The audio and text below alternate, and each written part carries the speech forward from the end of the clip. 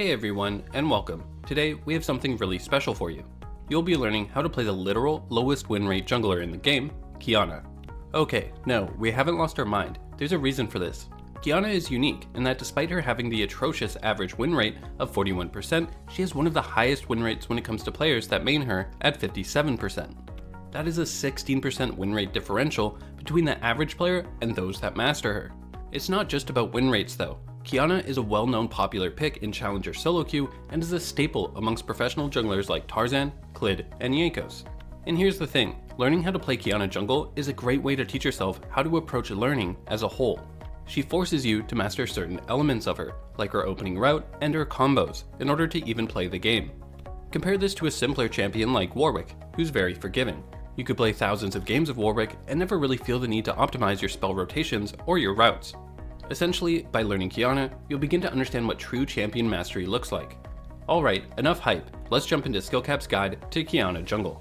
So to start, you first need to be aware of what QIYANA's abilities do. If you already know, feel free to skip this section, but we'll be trying to cover it as fast as possible. So QIYANA is all about the elements. She can select between 3, the brush, river, and terrain, which each impact her abilities in unique ways. Her W ability, Terra Shape, is how she selects an element to hold, dashing towards the target location. While holding an element, she'll gain bonus attack speed, 25 range, and damage. On top of this, she'll gain out of combat movement speed while near the element currently being held. This has a unique interaction with her passive, Royal Privilege, which causes her next basic attack or damaging ability to deal bonus damage to all enemies hit. This bonus damage has an on-target cooldown of 25 seconds, but the cooldown is reset on all targets when you gather an element. This interaction creates one of her staple combos. With an element held, you can auto-attack an enemy, then use your W, swapping to a new element, resetting your passive, and auto-attacking again, applying your passive's bonus damage a second time. Now, QIYANA's Q ability, Edge of Ixtal, will slash forward in a line dealing damage. It will consume the current element you're holding, applying a bonus effect based on the consumed element. For Brush, a grass trail will appear, granting QIYANA invisibility and a movement speed boost until she attacks or exits. For River, it will root the enemy and then slow them after. And for Terrain, enemies below 50% of their maximum health are dealt bonus damage. Now, her Q ability will have a cooldown of 7 seconds, but similar to her passive, this is reset upon gathering a new element. And suddenly, we can see that staple combo become a bit stronger. We can Q, which applies the bonus damage from her passive, then use W to grab a new element. This resets both our Q and passive cooldown, to then cast another Q, applying her passive damage again. All you need to know is that grabbing a new element will reset the cooldown of both your passive and Q ability. Now for her E ability, Audacity. QIYANA will dash a fixed distance towards a target unit, dealing damage. This is your main form of gap close, and it also has the most important interaction in her whole kit. If there's any combo to master, it's this one. You see, if you cast your Q ability during Audacity, it will automatically aim it at the dash target. Yes, you heard me right, it's essentially an aimbot. Watch this, I cast my E ability to dash towards the target, and during this animation, I cast my Q. Now, despite my mouse aimed nowhere near them, it automatically aims my Q at the opponent. This makes it impossible for the enemy to flash or escape this combo, since your Q ability will automatically follow them. We'll be getting into this more later. And finally we have our ultimate, Supreme Display of Talent. QIYANA sends a wind blast in the target direction that knocks back enemies and stops upon hitting terrain. It then creates a shockwave around it, stunning enemies and dealing damage. This is self-explanatory, shove enemies into a wall for big CC and damage. If it doesn't hit a wall, then it will still knock the enemy back, but it won't do any damage. However, a lot of players don't know that it interacts differently through brushes and river.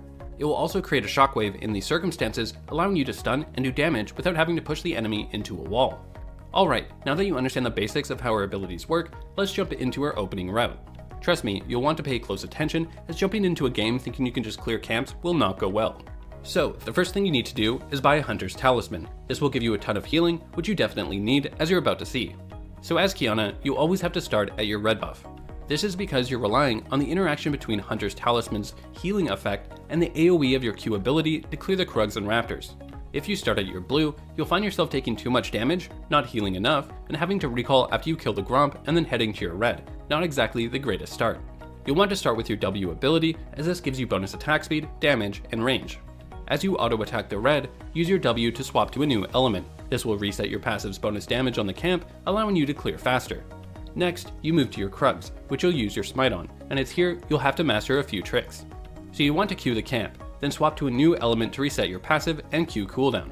However, one trick is to swap to the grass element. Since it makes you invisible, you can hide inside it, using your hunter's talisman to heal off the camp.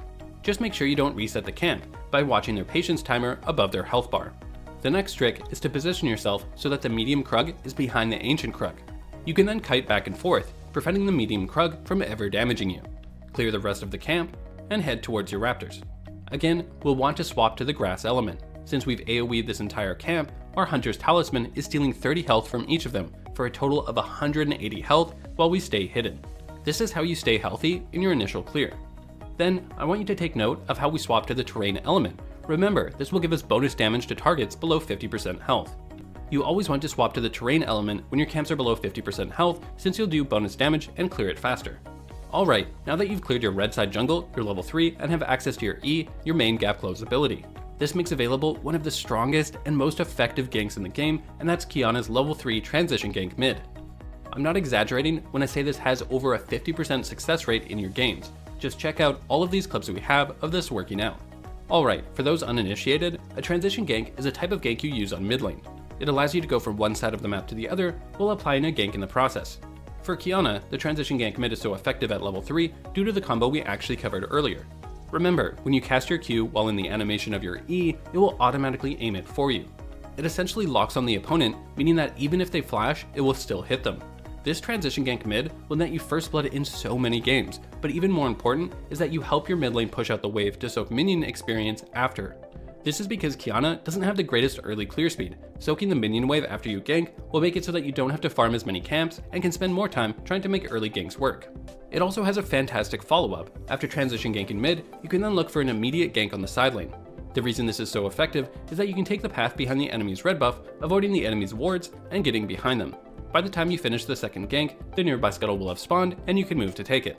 However, this sequence is great if the enemy mid is pushed up or in a neutral position, but what if he's at the safety of his tower, denying us the ability to gank? In this case, you have two options. First is to actually look for a side lane gank on the same side of the map that you started on. In this clip, QIYANA takes her red, Krugs, and raptors. She then looks for the standard transition gank mid, but the enemy Zed is playing safe, holding his shadow to escape and hugging the bottom side of the map. However, when we check top, we can see Ornn has taken some damage and the wave is actually pushing towards our Jax. So we head top, picking up a free kill with our level 3 power spike. We then take the nearby scuttle since it spawned. Most importantly though, is that you check the enemy's blue buff after this. This is because when you show ganking the same side of the map that you started on, a common response by the enemy jungler will be to steal your blue side jungle. So you check if the enemy's blue buff is still alive. If it is, then it means they're stealing your blue buff, so you want to steal their camps. If it isn't, and is dead, then you'd want to head towards your blue side jungle as normal. In this case, it's alive, so we steal it, into then spotting another gank topside,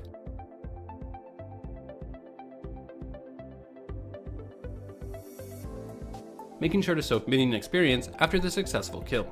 Okay, but what if after taking your red, Krugs, and raptors, neither the transition gank mid or the gank on the nearby side lane is available? Well, then you move forward by taking your blue as normal. After which, you can take the nearby scuttle, or if you feel you can't fight for it, then full clear your blue side jungle and head towards the scuttle on the other side of the map. Great, so you should now have a clear game plan for your opening route, but what about afterwards? How should you balance ganking and farming with QIYANA? Well, I don't want to give you the wrong idea, into thinking that you should just be ganking like crazy. QIYANA has great opening attacks, but don't be afraid to farm afterwards if no ganks are available, because QIYANA actually has great scaling. For example, in this game, QIYANA opens with the standard red, Krugs, raptors, into a transition gank mid. After this, she takes the nearby top scuttle, into her blue, and then has to recall due to being low in health. Great, so we're now past the opening phase, so what do we do next? Well, we have all of our camps up, so QIYANA heads to her Krugs. During this time, she'll be looking bot for a gank, but since none are available due to the enemy bot not being in lane, she heads to her raptors.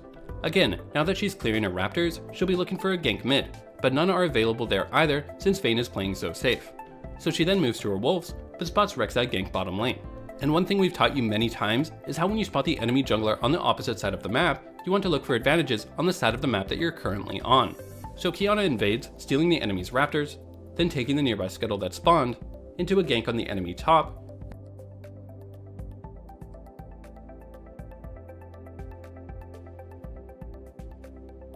and stealing the enemy's Krugs after.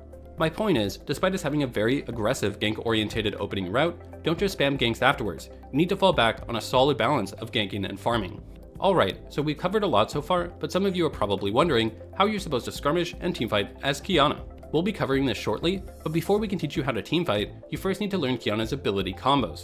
So first, you have her basic skirmish combo, and that's to auto attack, then Q, use your W to grab a new element, resetting your passive and Q cooldown, then auto attack and Q.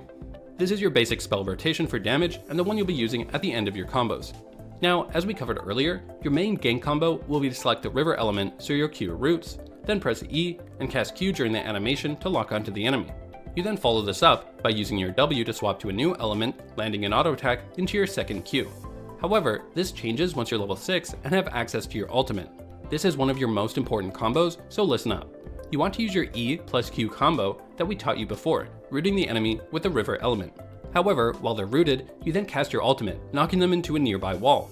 After this, you can then swap to a terrain element to get that extra damage to targets below 50% health and auto attack into Q.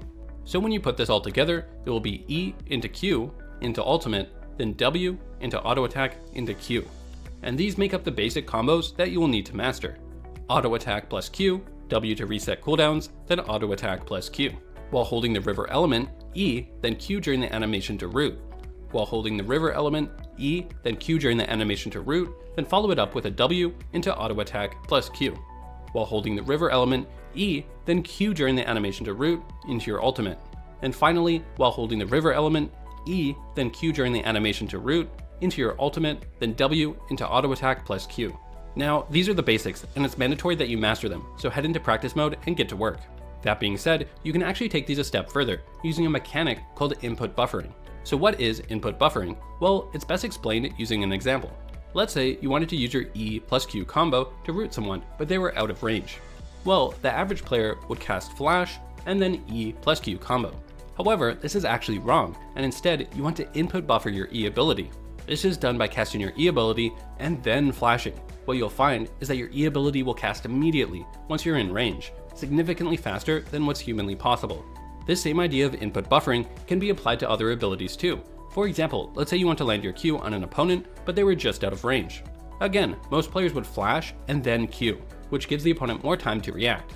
But what you want to do is input buffer it by casting Q and then immediately flashing. This way, the enemy will have less time to react to it. The reason why knowing this input buffering mechanic is so important on QIYANA is that you can use it to set up huge engages on the enemy. You cast your E ability, input buffering it, then flash within range, and immediately cast your Q, then follow that up with the rest of your combo, casting ultimate into W, auto attack, Q. Another high level trick you can do with this is to redirect your ultimate. For example, let's say you didn't have the proper angle to use your ultimate to knock the opponent into a wall. Usually, players would flash and then ult, giving the opponent time to react. Instead, you can ult, input buffering it, then immediately flash. This will still redirect your ult while giving the opponent much less time to react to it. Alright, now that we've covered the combos you need to master, let's get into how to actually teamfight with QIYANA. You have one clear goal when it comes to teamfighting. You begin by holding the river element so your Q will root. Then, you look for flanks from the side or behind the enemy, and E plus Q combo onto the enemy's backline, rooting them in place. You then follow this up, ulting them into a wall while they're rooted, into using W, grabbing the terrain element for bonus damage, into Q. This can be easier said than done though, and that's why having your flash available makes this so much easier. You can come in from the side, input buffer your E like we mentioned earlier, and then flash into Q, then ult, into W plus auto attack plus Q.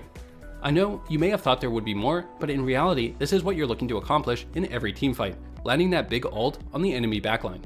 So that begs the question, what if our ultimate is on cooldown? Then what are we supposed to do? For example, in this clip, QIYANA doesn't have her ultimate up. What you want to do is stay on the outskirts of the fight, using your mobility to keep yourself safe and focus low health targets that are isolated. In this case, we focus Singe, but the enemy backline gets in range to focus us, so we kite back and focus the enemy Zac. After this, you can use your deceptively long range on your Q to land poke as you retreat. Again, move to the outskirts, then look to move back in on isolated targets.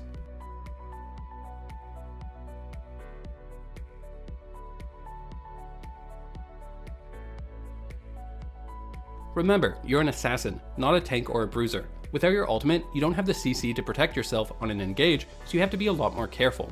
Now, for the million-dollar question of what element should you be grabbing?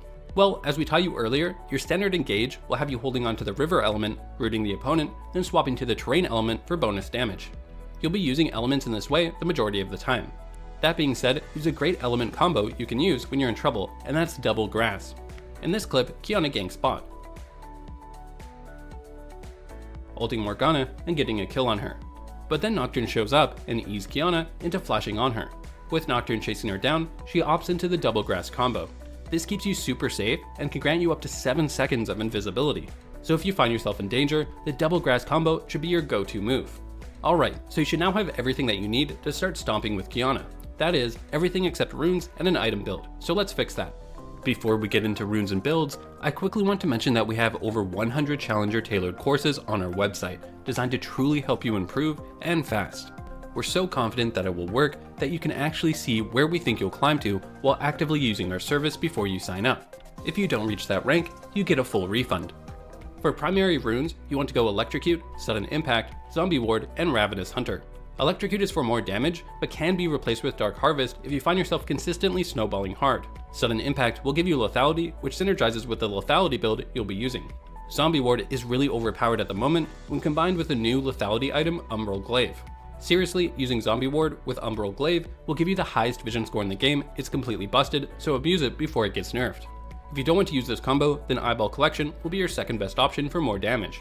And lastly, Ravenous Hunter is taken as it will give us more healing during our clear. QIYANA can struggle with staying healthy when farming, so this helps alleviate that while also giving us better dueling potential.